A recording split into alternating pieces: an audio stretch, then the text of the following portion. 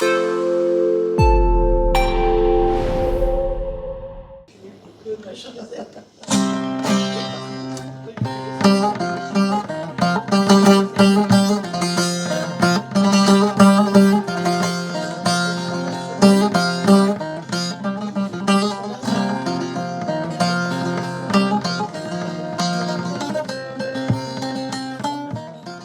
m'appelle Vedat Allak, je suis un musicien, chercheur, artiste, comédien et aussi le restaurateur.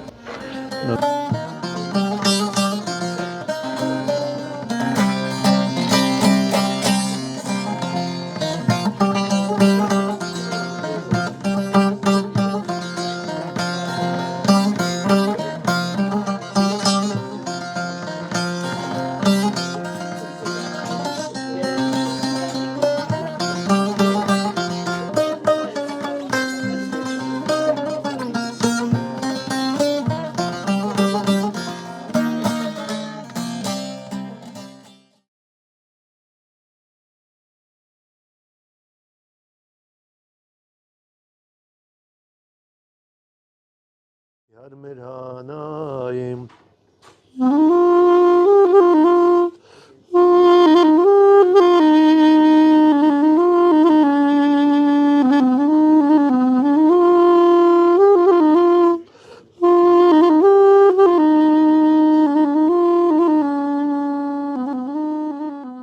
Donc ça fait à peu près 15 ans que je suis en France. Je suis arrivé en France pour faire mes études en ethnomusicologie. J'ai fait toutes mes cursus de licence et le master à Paris 8. Puis je suis devenu un prof de musique au collège. Je travaille pour Éducation nationale. Depuis l'année dernière, j'ai arrêté et maintenant je suis ici à Avesta, notre restaurant où on fait de la musique, on fait des échanges culturels. L'engagement que je fais en France ou au pays, j'ai participé à la chaîne kurde, tout ça, tous ces engagements-là, c'est un acte de terroriste pour l'État turc. Et au cas de retourner en Turquie, on craint d'être en prison. Moi-même, je suis dans cette liste-là.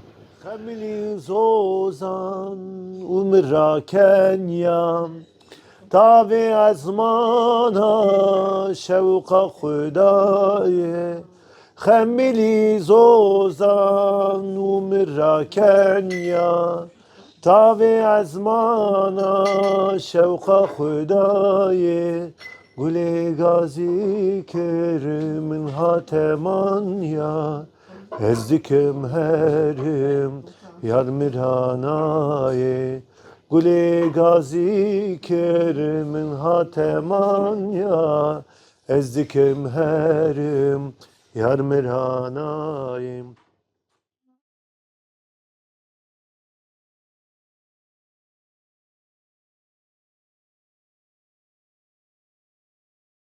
Savoir que tu ne peux pas retourner pour en être exilé, c'est trop difficile. C'est comme tu perds ta liberté, tu souffres en fait. Dikim kuherim taybet ta seyran ezdikim herim yar miranaye dikim kuherim taybet ta seyran ezdikim herim yar miranaye es Kurdistanim bu ka cihanim cihe mirani şehre giranim es Kurdistanim bu ka cihanim cihe mirani şehre giranim kan yaşine vare hebune